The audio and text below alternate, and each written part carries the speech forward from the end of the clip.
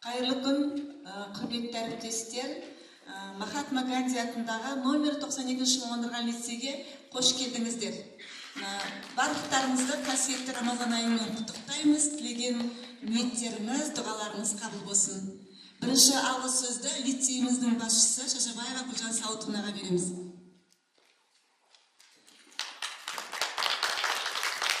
Қайырлы күн, құрметті әріптестер.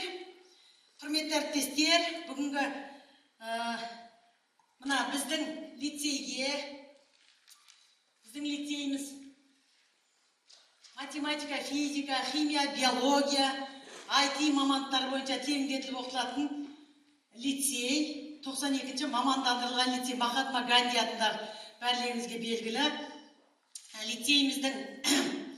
Лицейімізде жалпы 89 мұғалім бүгінгі таңда жұмыс істейді.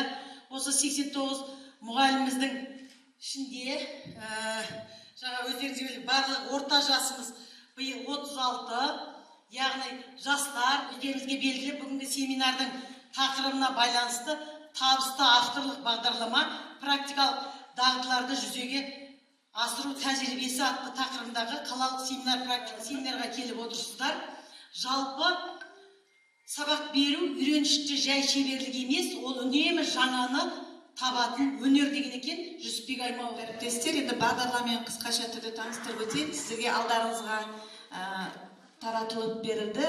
Мұнда 3 түрлі светпен, өйткені қазір бірінші негізгі бөлімнен кейін 3 секцияда, яғни бірінші секция осы мәжіліс залында ғылыми жаратылыстану бағыты бойынша, екінші секция математика, информатика бағыты бойынша, және үшінші секция қоғамдық гуманитарлық бағыты бойынша әр кабинетте әрқай жалғастырылады. Элективті курс бағдарламасы немесе қалай жазылады, оған қойылатын талаптар қандай? Яғни ол оқу бағдарламасының элективті курстың мазмұны мен рәсімделуіне қойылатын талаптар қатаң түрде сақталуы керек. Яғни ол екінші, үшінші қосымшада көрсетілген ұсынылатын материалдардың саны мен талаптары болып табылады. Және авторлық бағдарламаның сараптамалық бағалау критерийлері сақталуы керек. Яғни оқу процесіне бағдарламаны енгізу үшін жоғары оқу орнының тиісті бейіндегі бір немесе екі ұсынысы және осы бағдарламаны сараптамадан өткізген бір мұғалімнің ұсынысы болуы қажет. Барлығы кем дегенде 2 ұсыныс болуы тиіс.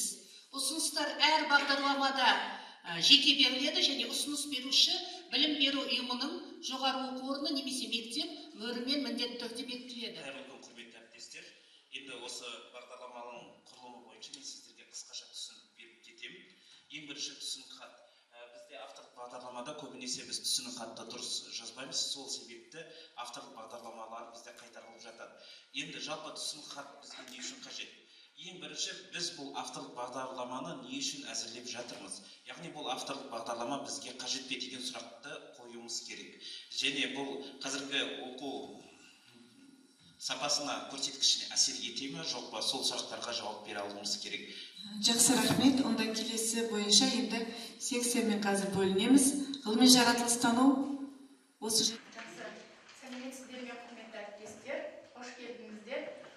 Біздің жалпы авторлық бағдарламаны қалай жазу керектігі, авторлық бағдарламаның жалпы тақырыбын алудың өзі бір өзекті мәселе болып тұр, иә.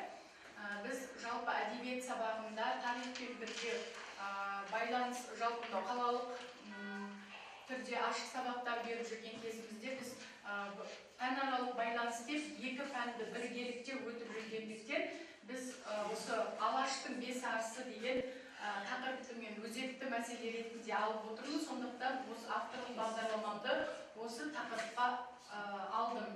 Мына жерде бізге рецензенттер беріліп тұр, олардың барлығына тоқталмай ақ қояйын. Жалпы мынау Алаштың 5 арысы деген білесіздер, жаңағы жалпы қазақта тарихты білмей және оның әдебиетіне үңілмей біз болашаққа қадам жасай алмаймыз. Дәл сол сияқты біз жаңағы қарап отырсақ, бағдарламамызға сәйкес келетін сыныптардың ішінде бізде көбінесе 5 арыстың жаңағы барлық шығармалары толық түрде берілмейді. Сондықтан біздің жалпы алып отырған пәніміздің мақсаты да осыған сәйкес келіп тұр. Бұл жерде оқушыларға 20 ғасырда қазақ зиялы қауымы туралы терең мағлұмат беру, ол жерде Алаш қайраткерлерінің еңбектерін оқушыларға деген отансүйгіштікке баулу, Алаштың бес арысының еңбектерін тарихпен байланыстыра отырып талдау баулу болып табылады екен. Міндеттері бойынша жалпы осы бес арыстың тақырып бойынша, әрқайсының тақырып бойынша үйреткендегі біз оқушылардың міндеттері ретінде біз бес арыстың еңбектері мен қазақ әдебиетіне қосқан үлесін талдау, жинақтау, бағалай алу керектігі көрініп тұр. Енді мына жерде бағдарламаның өзектілігі ретінде айтатын болсақ, жалпы жаңа басында да айтып кеттім, жалпы әдебиеттің біз тарихты әдебиеттен бөліп алып жарып қарай алмаймыз, себебі біз әдебиетті өту арқылы біз тарихты да меңгертіп өтуіміз керек. Сондықтан бұл тақырып біз үшін өзекті тақырыптардың бірі болып тұр. Мына жерде біздің менің беріліп тұрған жалпы куәлігім көрсетіліп тұр, және мазмұндық бөлім бойынша аптасына бір рет берілген, барлығы 34 сабақты қамтиды. Мына жерде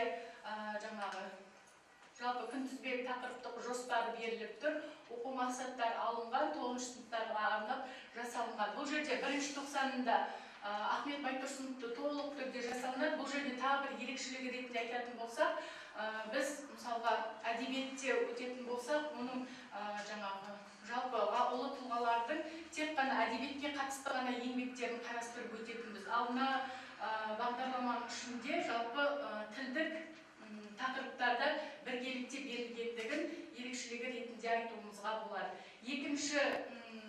Екінші жалпы 90-ға беріліп тұрғанды, ол біз Міржақып Дулатовты алдық. 3-ші 90-да Мағжан Жұмабаевты,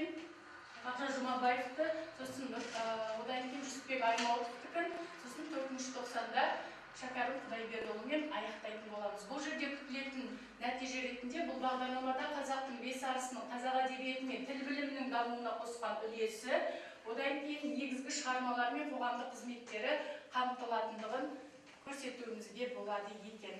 Ақпараттық әдістемелік бөлім бойынша 9 сыныптарға білім беру стандартына сәйкес игеруге тиіс материалдарды қамтиды.